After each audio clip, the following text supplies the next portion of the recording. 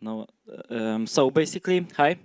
Today I will talk about crafting no-code elixirs. I will explain it a bit more later on what I mean by the elixirs or potions. And my name is Wojtek, and I am a Webflow developer by heart.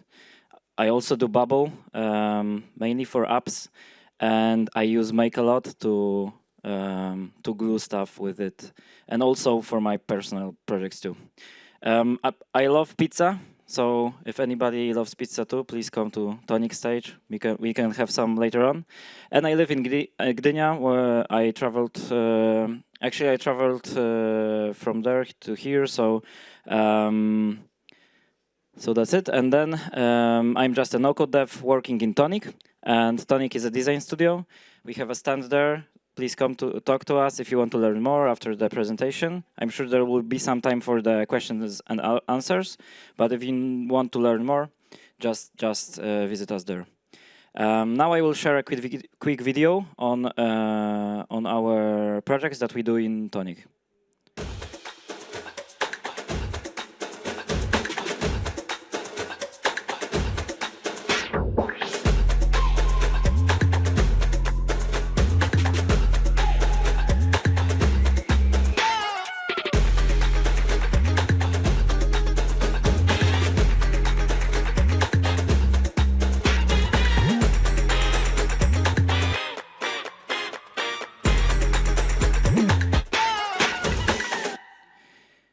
Yeah, so as you can see, before when I started, I used to use Webflow mostly, so I called myself Webflow dev. But lately, I started to call me no-code artist because I believe that there is a lot more to it than just developing stuff. We are connecting many different things while building in no-code. We have to use different tools. We have to know design a little bit. I'm pretty sure that. If you encountered any of these apps like Webflow, Bubble, or WeWeb, etc., you probably had a moment where there was no design for something and you had to create it yourself from scratch. And now let's go back 3-4 years ago. So today I will share mostly my journey. So I want you to understand where I started. And basically I started on a conference in Poland. I think it was 4 years ago. Actually then I just wanted to be an UI UX designer. In Poland, nobody was talking about no-code then. Still, I think even last year on this conference, people were approaching us and asking this question, like, tell me what no-code is. And I was like, how is it possible you don't know this? So it's really funny. So when I went to this conference, I really believed that I needed Sketch. Sketch was a UI tool for the design, also like Figma. And I really believed that if I use this tool, I will be a good designer. And I took a part in a competition where I could win some licenses for Sketch. What I didn't know about is that if I win, I cannot pick the license. They will give one to me by random. And actually, I won another one. It was called EduWeb. And I was like, okay, but I wanted Sketch. Can I switch with somebody? Like everybody was no. we get to keep it because everyone wanted Sketch. But actually, what happened there was that I got access to a platform which had some tutorials on Webflow. And I just visited the platform and said, okay, let's try this no-code thing and see what happens. So disclaimer right now, probably during this presentation you will have some ideas. So write them down and let me know later on my Twitter account if you want to maybe share something, if there's no time for questions. So today what I will talk about is my journey plus some recipes for you so that you can see which no-code tools to use to build simple stuff, but then also more complex stuff. Why I am talking about it? Because I want you to learn how to build stuff and which tools to use. I want you to understand that no-code is possibilities. I'm pretty sure that everybody thinks that so because we are already here. Because I truly believe that with no-code you can do anything. So as long as we are talking about building the app or website, but yeah, pretty much anything. There are no limits. I want to share it with this idea in mind that the projects are just recipes. I feel that sometimes working in no code is a little bit like alchemy. So you have like some parts here, some parts on the other places. You mix everything, and then suddenly you have an app or website. So that's why I am using the potions. Potions are a substance, usually a liquid, with a magical power to cure, improve, or preserve something. So once I discovered, for example, make, I felt like I am a magician right now because there were so many possibilities there. And I just dragged like 2 or 3 bubbles from one place to another, and suddenly it worked, and it was pretty crazy. So the first potion is for website and newsletter. This is long time ago, actually my first steps in no-code. So we had this project with my fiancée. It's called Sianko. It's only in Polish, and it's about nature. She's collecting wild plants, and I helped her to share it through internet, and she needed a website and also a newsletter. So this is where I actually stumbled upon the first tool, which is called ConvertKit. It had some automations modules where you could just add from the... It looks like Zapier, basically. So you could just add stuff on the top, and then go to the next step, send some emails, and it was all automated. So I felt like I have like a first employee, actually, because only thing I had to do is to set it up, and then it worked on itself. Then I explored Elementor. It's a WordPress visual builder. It was pretty cool to use it, but only for the first stages. I will never use it again. Actually, I had a chance to use it like 3 months ago because of this project that I built 5 years ago, and I suffered even now. So it's going back. So actually, I will move it to Webflow this year. Elementor is pretty good, but when you compare it to other no-code tools like Webflow, you can quickly learn that it gives you a lot of shitty code and plugins in WordPress, which I feel like it's like a nuclear bomb before just clicking this update button, and you never know if it will work or not. So, and then of course you don't have the backup, so everything is fucked. Okay. So yeah, basically this was just the website, basic stuff. That's why we are so going through it. Elementor. Okay. So right now I wouldn't use ConvertKit, but I would use MailerLite because it's free. So as you can probably see, many of the no-code tools give us the ability to just test them out and then pay for them as we go. So this is actually pretty good too. So MailerLite does the job also for the emails. So go for it. And after this first project, it was like a personal project. So this is usually what I do when I go into a new space where I have to explore some stuff. I would just find somebody who has a kind of a project and then collaborate with them. Because I feel like doing the tutorials itself will not teach you how to actually use the tool. You have to stumble upon your own problems, your own challenges, and then solve them with thinking. So this is where I started to assemble a set of skills that is extremely useful, especially in no-code. As you can see, there are like hundreds of companies there trying to sell you the best no-code tool that will change your life. But I really believe that the no-code tool itself is just a tool. So yeah, you can go to a shop, and also if you are like doing stuff in construction, you can buy one hammer, another one, like titanium hammer. It's okay, maybe lighter, but then it does the same job. And the skills actually that we acquire on the way, these are the most important one. So the first skill that I learned about, and I try to work on it even today, is mindfulness. And basically it comes down to hearing out what people say. So once you start working with somebody, you have to be really open about what they will tell you, because you might have your own ideas in your head, and then they might have a totally different version in theirs. So you have to learn how to listen. So not talk all the time, but just listen. But then also, look at what they do, because they will tell you one thing and then actually do the other. So they will tell you that they need like 100,000 features in this app ready next month, and they call it MVP. And you have to say them, no, we are doing this, just this 2 features, 3 features. Let's start from here. Let's continue. So actually, after you hear them, write it down and think about how you can improve and make their product a little bit better, or at least to develop how to develop it faster, so that they can at least start with the project and do the kickoff. Because if you listen to them and start implementing like the hundreds of features that they want you to, you will never finish the project. There will be always this next amazing feature that they really need for their users to use.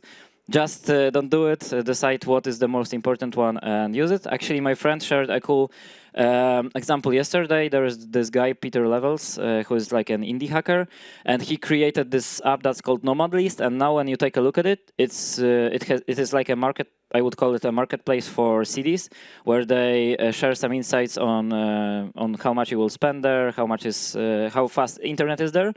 And how he started is not by building the whole app in Bubble or on website. He just assembled a Google Sheet where he added the list of cities, and then other people started adding it on top of that.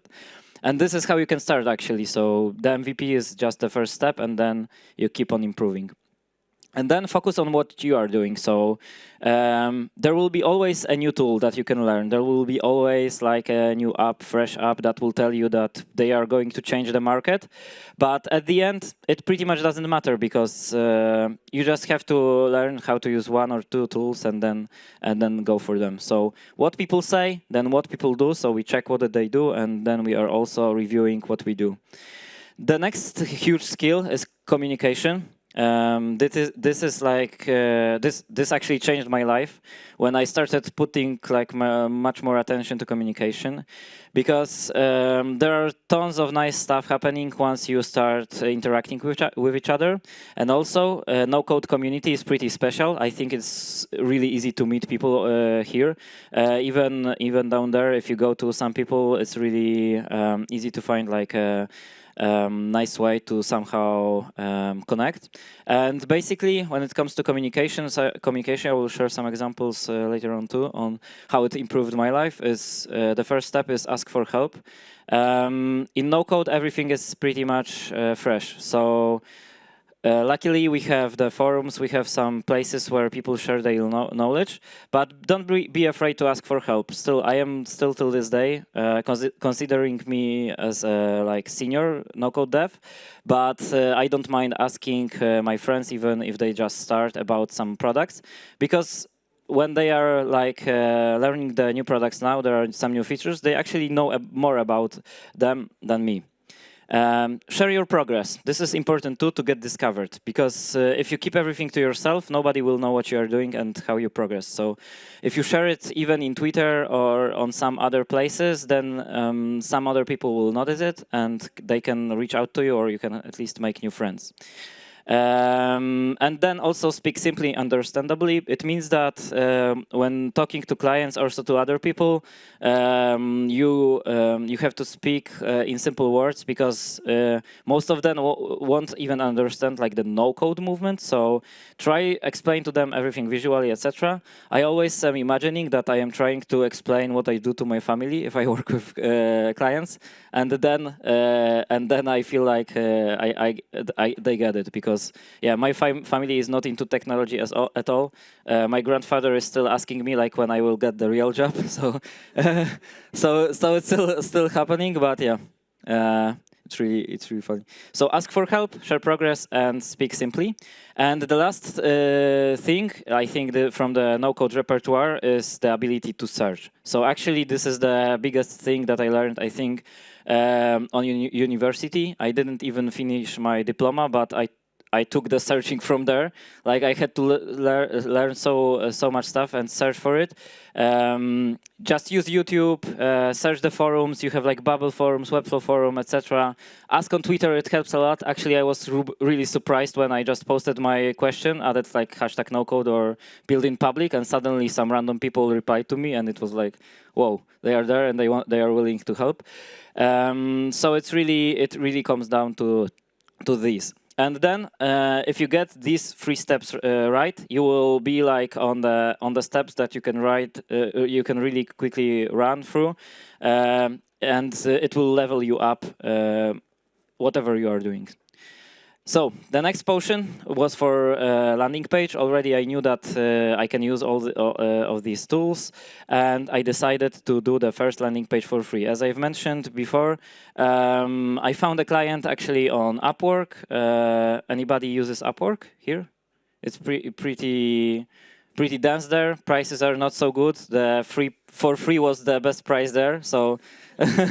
But it worked. I got my first project. I did the design in Figma. Actually, got paid for that. But then I convinced my client, using the communication skills, to just try this Webflow thing.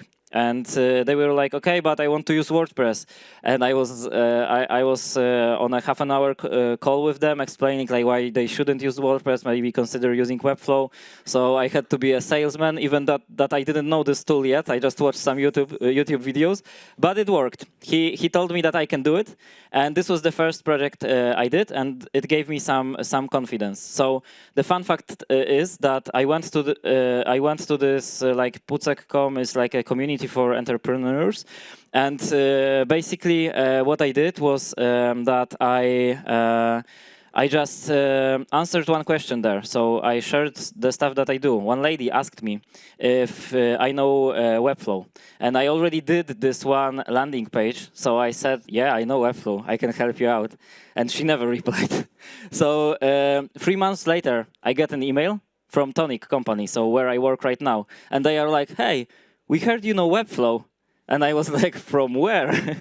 And they are like, from Pucek, from this community. And I was like, what? What happened there? I even forgot I posted this one message. And actually, like, just sharing this one message got me now a job that I work at. So for, I think, third year right now. So it was like really crazy. So yeah. And why actually coming back also to why I did it for free, because I believe that, like I've mentioned before, if you start with clients, you will have problems that you never thought about, but it's actually helpful. So you will learn much faster, and then you can also translate what you learn in YouTube videos, because you have no time probably. So you see a tutorial, but then you have to translate it into your own design or your own application, and then you actually will learn much faster. The next potion is for website and animations, and this is like where the stuff got serious. We started building websites for startups, and yeah, I had to get it right. In the last 2 years, I think I've built like 40 plus websites on Webflow, and different types of them, usually for early age startups. From US, and it was a hell of a journey. And I mostly used Lottie for the animations. Right now, Webflow announced Spline also. I already tried it in one tool. If you want to see it, you can come to Tonik. There is like this cool animation that we created. And yeah, it also empowered me in many different ways. And then also, the next tool, you are pretty familiar maybe with this one. It's called Make. So third-party tools like Make, they saved my life like multiple times. And basically, you can just add different bubbles there, and they are responsible for doing some stuff. So for example, here, some stuff is going through the email to Airtable, where you can just keep your database. And then, yeah, just we can skip this one. Then it goes to the router. It divides like it into different flows. It picks this one, for example, if there are some keywords or some rules that apply. And then it goes for the part where it updates, for example, a record in Airtable, checkmark something done or something like that. So this tool is really helpful example, when it comes to automations, it does like a lot of job for you, and it's called make.com, and they have like a free tier, so you can try it out yourself. And actually some cool stuff that you can build with it is like personal stuff too. So for example, I have the app with like the first step that's just waiting for a link. And then you can connect it to ChatGPT. So I have a shortcut on my keyboard when reading like an article. I can hit a shortcut, and it just sends it to Make, and then Make asks ChatGPT to categorize the article, to write a summary, etc. It adds it to my database, and then once I read it, I can go back there in like 1 month and see everything. So it's really powerful. And then sometimes when building websites like that, you suddenly have to think about the limitations, and there are tons of them in Webflow, for example, or in Bubble.io too. But still, you don't have to use code for that. Actually, you have to use code for that, but you don't have to code the code. I just asked ChatGPT, and when it comes to simple JavaScript tasks, he does that well. We created the whole like mini app that I will share next in Webflow, and I promise I didn't code there, but I used tons of code. So all of it comes from ChatGPT and it works. And actually, in this case, you don't have to worry too much about the rights to the code, because these are really simple functions that it's like no-brainer to the developers. But then if you don't know any JavaScript, you have to somehow use it. So this is the web page plus animations, and we use Figma, Webflow, tons of searching in this project. And yeah, this is actually where I got to work in a team for the first time. So after some time working in Tonik, I progressed really fast. So I got many different challenges to work on, and one of them was Holiday OS. This was an internal app that we did for our clients, and it looked like this. It was a retro game, and basically what you could do is to visit this website. We didn't want to send postcards to clients, but we wanted to have to send them something for Christmas. So we thought about doing this stuff that we will create a game for them, and we designed a game where there are many trees hidden on the page, and if you click on the tree, it sends the request to API to a startup that's based in Poland, and when they get a request, they actually go and plant one tree. So we planted like 900 trees this way. It was really cool. So actually, a huge shout out to these two designers. They made it happen and look so nice. And we even had like a player inside. We had a video that we did. So we even made it like in this like video old school recorder vibe. And it's all built on Webflow, and nobody had to use any code for that. And you can still, I think you can still see it in our showcase on Webflow community. So go and try it out yourself. So what's funny about it is that it might look like an app, but it's actually just pop-ups and forms. What's in behind, as you can see, is like pop-ups, more pop-ups, more pop-ups, more pop-ups, and like 4 buttons of the left-hand side. This is just a regular navbar. We just style it in this way, but suddenly you have an app here that you can use, and it works. And we used Webflow logic for that. Again, as you can see, and maybe you can relate to the first tool that I showed you, which was ConvertKit. This layout from top to the bottom, again, some kind of a form that's in here. It just checks if the first tree was clicked or not. If yes, it was updated. And the same stuff works in Zapier. So as you probably already can see, you can use like 10 different tools to accomplish that probably. But I always use the one that I know. So this time we used Webflow. And then we had also to connect to API. And this is where the communication skills, again, help you out, because I learned that there is like one developer in this company, and I started making friends with him. We got exchanged some few emails, and the thing was that we are like a design company, so everything has to be pixel perfect, and they had like the ugliest certificate that you could imagine for the planting part. So you planted the trees, you had this amazing experience, and suddenly you are like back into 91, first era of design, and you see the certificate that's there. It looked like maybe some kind of a diploma that I would get in my primary school, you know, like the librarian would design it or something like that. So but I reached out to this guy and I said to him like, dude, can I design the whole thing in Webflow, then export it to you, and you will just attach it there because it's code anyway, so it can work like that. And he said, yeah, let's do it. And actually, we ended up with this nice certificate that also worked together with the previous design. So this is where we used all the previous potions, actually, the communication skills. We used API and logic. And actually, this is where I started to explore something. In many different presentations, I saw pyramids, so I added one here too. And this is like the pyramid of success in no-code. And when you look closely, you can see that there is something happening in here. And it says actually no-code rules, so this is true. And yeah, so this is the backbone for your success. Just go for no-code. There are signs everywhere. Okay, and the last product is about using Bubble. So actually, we again use everything we learned before. We use Bubble, and the free skills when it comes to products have to be on the next level, because products are not websites. It's much more complicated, and you have to go and talk to clients a lot. Usually, it takes much more preparation. We did one app for our client, which is called Mikasa, and we built it on Bubble. Actually, the marketing part is made on Webflow, so the website landing page is there, but we made it happen on Bubble.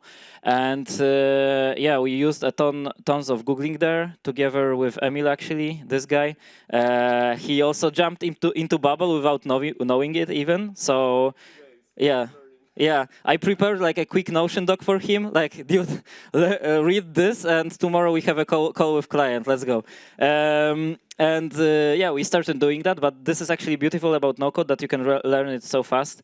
I had more experience in Bubble, so I was like a project lead. But it made us feel safe, at least. At least it made like save him, not me, because I know that I didn't know tons of stuff. But yeah, we used Bubble for that, and it's like the whole marketplace, which is for house swappers. It's live in US right now, so you can just, like, if you're living in Los Angeles, you can exchange with somebody from New York, and then you decide if you want to go there for 1 week, 2 weeks, etc. And it's like a vetted community, so only people with that were there before can check, can like use this app. And Bubble made it happen. So again, as I've shared with you like 1 minute ago, we didn't know the tool too well, but what we knew were the free skills at top level. So we knew how to search stuff, we knew how to communicate well. And we prepared also this Notion doc for our client, so that he can also go through it. But actually, yeah, we are almost at the end of the presentation, so there is not too much time for it. But if you want to learn more about like building products, etc., I am like recording videos on that while doing stuff, actually. So you can, I'm actually the builder of the No Code 8 Club. So if you want, you can visit it. We have like a nice dashboard there with some ideas. The waitlist is open, but if I see that you signed up today, I will jump you over all the other people and you can join. You can skip the line. And yeah, there is like this stuff about Webflow, Bubble, Make, OpenAI. Actually, an app that I am building in public, Prompt Battle, that we also built we built like an app for one conference where people could just fight with prompts. So the best prompt wins, and you would generate stuff in OpenAI, DALL-E. And DALL-E is really poor about generating images. So it was really some funny examples there that we got. Like nobody got it right, but actually some people wrote some nice prompts. And then Wallpaper AI, which actually I kicked off, I think, 2 weeks ago, together with FastGen. They are here probably like in the conference too. I met the guys. And FastGen is also like a backend app, so I'm sharing that to inside. So nocode8.club if you want. So what's next? The last part that I wanted to share with you is just some bonus stuff about maybe some mindset ideas that you probably saw some apps that I used here. There are like hundreds of apps there that you could start using. So the main question usually is like, should I learn more apps? Like, I want to get a job in no code. Should I learn like Bubble, Webflow, Make, or should I learn WeWeb or Soft, or which one actually? So the answer is that the result is much more important than any tool. So as long as you can get stuff done, that's enough. So at some point we are able to like handle the task without the new tools. So 2 or 3 tools is just enough. One for database, one for front end, one for backend, and you are okay. Because tools at some point become really similar to each other. As you saw today, like with the logic in Webflow, with Make, or with Zapier, or with ConvertKit. Actually, in Make, the only thing they do different is that they go from left to right, no, from the top to the down. So actually, it's still the same. So they are like, oh yeah, we do the same stuff, but we try to tell you that we are better. So yeah, good luck. Dots always connect themselves backwards. So it means that once you start using these tools, you will be like, okay, I don't see any differences, etc. But once you start thinking about it, what you did, so again, this mindfulness part, in past, when I created this presentation, now and I am telling this story to you, it's like, it makes sense. But for me, when I was doing it, it made no sense. I was like lost many times. And just right now, when I structured it in this way, it worked. But it was just for the first year, it was pure chaos. So that's why now I try not to learn any more apps. I just feel like using the ones that I know, and they just work. So this was like a talk about beliefs, and actually this is the guy who made me start thinking about it. This is the head of no code team in Tonik, and yeah, he is also huge on this statement here.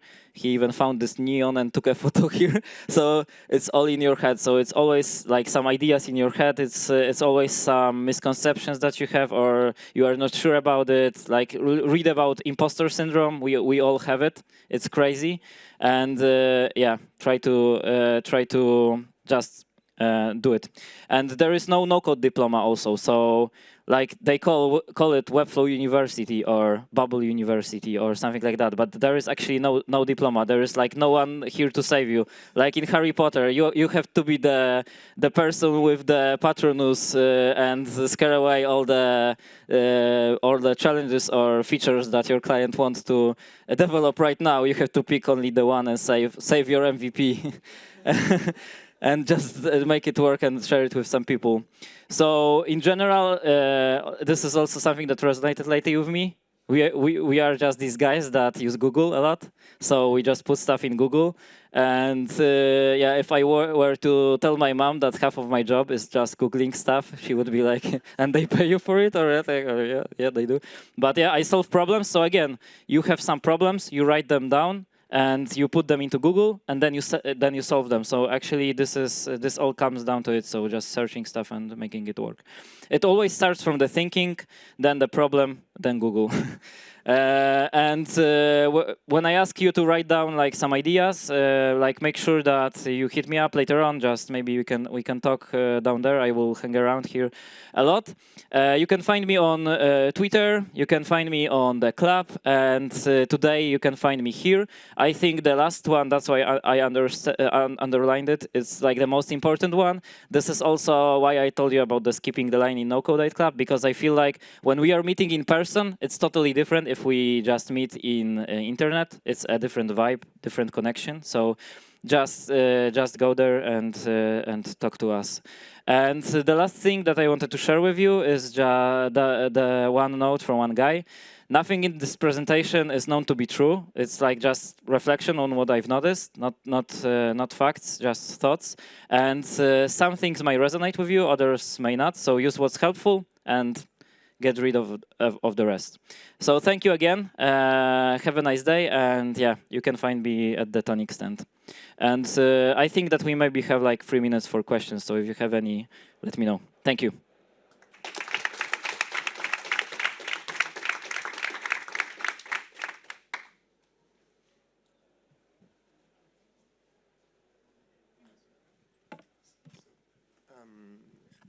Thank you for the presentation. So the Webflow logic builder that you've done, do you feel like you can do everything that you would be able to do in Make? You know, if you want to kind of do an advanced chatbot calling ChatGPT each time and branching, can you create all of that without adding code to do specific stuff? Yeah. So basically, Webflow logic for me, it's only good for making the request to make.com. So this is usually what I do. Or at least if you want to maybe manipulate some data in the CMS, you can do that inside and it will work faster. But as soon as you want to connect to API, to OpenAI, to anything else, just send the request to make and handle the stuff from there. So they actually made it really simple, and I think they will not continue working on it right now. Like we had even some calls with Webflow on Webflow logic. They promised tons of stuff, but they are just being Webflow and focused on some other stuff, but also amazing stuff. So I'm really happy still to use it. But lately they shared the info that they will not keep improving it, and it will stay just basic. So I would just use it for basic stuff. Yeah.